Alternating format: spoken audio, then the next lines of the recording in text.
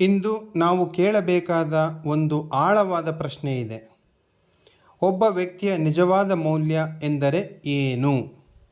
ಅದು ಹಣವೇ, ಪದವಿಯೇ, ಅಥವಾ ಇತರರು ನಮ್ಮ ಬಗ್ಗೆ ಏನು ಯೋಚಿಸುತ್ತಾರೆ ಎಂಬುದೇ?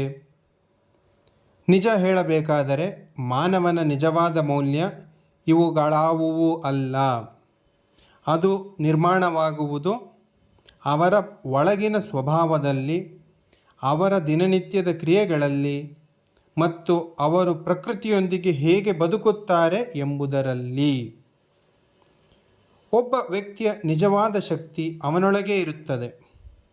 ಯಾರೊಬ್ಬರೂ ನೋಡದಿದ್ದಾಗ ಸತ್ಯದಿಂದ ನಡೆದುಕೊಳ್ಳುವವನು, ತನ್ನ ಭಾವನೆಗಳನ್ನು ಅರ್ಥ ಮಾಡಿಕೊಳ್ಳುವವನು, ತನ್ನ ದುರ್ಬಲತೆಗಳನ್ನು ಒಪ್ಪಿಕೊಳ್ಳುವವನು, ಅವನೇ ನಿಜವಾದ ಬಲಶಾಲಿ.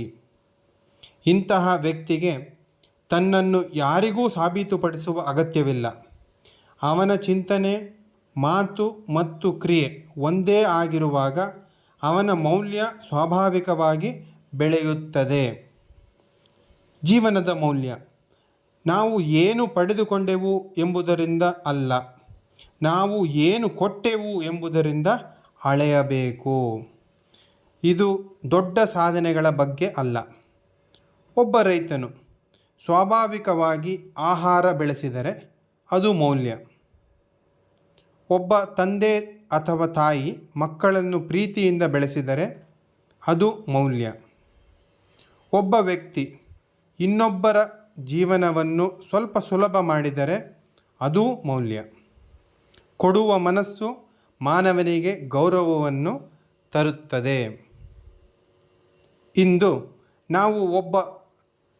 ನಾವು ಒಂದು ತಪ್ಪು ಕಲ್ಪನೆಗೆ ಒಳಪಟ್ಟಿದ್ದೇವೆ, ನಾವು ಪ್ರಕೃತಿಯಿಂದ ಬೇರ್ಪಟ್ಟವರು ಎಂದು. ಆದರೆ ನಿಜವೇನೆಂದರೆ ನಾವು ಪ್ರಕೃತಿಯ ಒಂದು ಭಾಗ. ಪ್ರಕೃತಿಯೊಂದಿಗೆ ಹೋರಾಡುವವನು ಅವಶ್ಯಕವಾಗಿ ಶಾಂತಿಯನ್ನು ಕಳೆದುಕೊಳ್ಳುತ್ತಾನೆ. ಆದರೆ ಪ್ರಕೃತಿಯೊಂದಿಗೆ ಹೊಂದಿಕೊಂಡು ಬದುಕುವವನು ಶಾಂತಿ ಮತ್ತು ಸಂತೃಪ್ತಿಯನ್ನು ಪಡೆಯುತ್ತಾನೆ. ಒಂದು ಗಿಡ ನೆಡುವುದು, ಅದನ್ನು ಕಾಪಾಡುವುದು, ಅಥವಾ ಅನಾವಶ್ಯಕ ಹಾನಿ ಮಾಡದೆ ಬದುಕುವುದು, ಇವು ಸಣ್ಣ ಕೆಲಸಗಳಂತೆ ಕಾಣಬಹುದು. ಆದರೆ ಇವು ಮಾನವನ ಮೌಲ್ಯವನ್ನು ಹೆಚ್ಚಿಸುತ್ತದೆ. ನಮ್ಮ ಸಮಾಜದಲ್ಲಿ ಬದಲಾವಣೆ ಬೇಕಾದರೆ ನಮ್ಮ ಚಿಂತನೆಯಲ್ಲೇ ಬದಲಾವಣೆ ಬರಬೇಕು. ಹೋಲಿಕೆ ತೃಪ್ತಿ. ಇತರರೊಂದಿಗೆ ಹೋಲಿಕೆ ಮಾಡಿಕೊಳ್ಳುವುದರಿಂದ ಎಂದಿಗೂ ಅಸಮಾಧಾನ ಮಾತ್ರ ಬರುತ್ತದೆ. ತೃಪ್ತಿಯಿಂದ ಬೆಳವಣಿಗೆ ಸಾಧ್ಯ. ನಿಯಂತ್ರಣ, ಹೊಂದಾಣಿಕೆ. ಜನರನ್ನು ಅಥವಾ ಪ್ರಕೃತಿಯನ್ನು ನಿಯಂತ್ರಿಸಲು ಪ್ರಯತ್ನಿಸಿದರೆ ವಿರೋಧ ಬರುತ್ತದೆ. ಹೊಂದಾಣಿಕೆಯಿಂದ ಸಹಕಾರ ಬರುತ್ತದೆ. ವೇಗ, ಆಳ. ವೇಗವಾದ ಜೀವನ ಆಳವಾದ ಚಿಂತನೆಗೆ ಅವಕಾಶ ಕೊಡದು. ಸ್ವಲ್ಪ ನಿಧಾನವಾಗಿ ಬದುಕಿದಾಗ ಜೀವನದ ಅರ್ಥ ತಿಳಿಯುತ್ತದೆ. ಈ ವಿಚಾರಗಳು ಎಲ್ಲರಿಗೂ ಅನ್ವಯಿಸಬೇಕು ಅಂದರೆ ಅವು ಸರಳವಾಗಿರಬೇಕು. ನಿಮ್ಮ ಕೆಲಸವನ್ನು ಪೂರ್ಣ ಗಮನದಿಂದ ಮಾಡಿ. ಯಾವುದೇ ಕೆಲಸವಾಗಿರಲಿ ಪ್ರಾಮಾಣಿಕವಾಗಿ ಮಾಡಿ. ಬೇಕಾದಷ್ಟನ್ನು ಮಾತ್ರ ತೆಗೆದುಕೊಳ್ಳಿ. ಅತಿಯಾಗಿ ತೆಗೆದುಕೊಳ್ಳುವುದು ಸಮಸ್ಯೆಗಳನ್ನು ಸೃಷ್ಟಿಸುತ್ತದೆ. ನಿಯಮಿತವಾಗಿ ಏನಾದರೂ ಕೊಡಿ.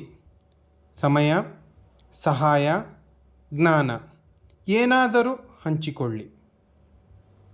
ದೇಹ ಮತ್ತು ಮನಸ್ಸನ್ನು ನೆಲೆಯಲ್ಲಿಡಿ. ನಡಿಗೆ, ಕೈಕೆಲಸ, ಪ್ರಕೃತಿಯೊಂದಿಗೆ ಸಮಯ ಇವು ಮನಸ್ಸಿಗೆ ಸಮತೋಲನ ಕೊಡುತ್ತದೆ. ನಿಜವನ್ನು ಒಪ್ಪಿಕೊಳ್ಳಿ. ನಿಜವನ್ನು ತಳ್ಳಿಹಾಕಿದರೆ ಕಷ್ಟ ಹೆಚ್ಚಾಗುತ್ತದೆ. ಒಪ್ಪಿಕೊಂಡರೆ ಸ್ಪಷ್ಟತೆ ಬರುತ್ತದೆ. ಒಬ್ಬ ವ್ಯಕ್ತಿಯ ನಿಜವಾದ ಮೌಲ್ಯ ಒಂದು ಸಂಖ್ಯೆಯಲ್ಲ, ಅದು ಒಂದು ಸ್ಥಿತಿ. ಅದು ಕಾಣಿಸುತ್ತದೆ.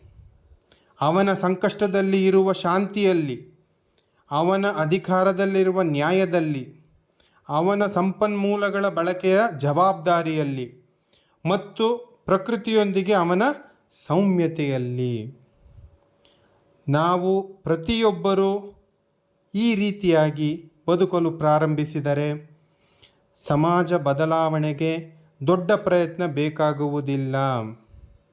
ನಿಶ್ಶಬ್ದವಾಗಿ ಜವಾಬ್ದಾರಿಯುತ ವ್ಯಕ್ತಿಗಳು ಹೆಚ್ಚಾದಾಗ ಸಮಾಜ ಸ್ವಾಭಾವಿಕವಾಗಿ ಬದಲಾಗುತ್ತದೆ.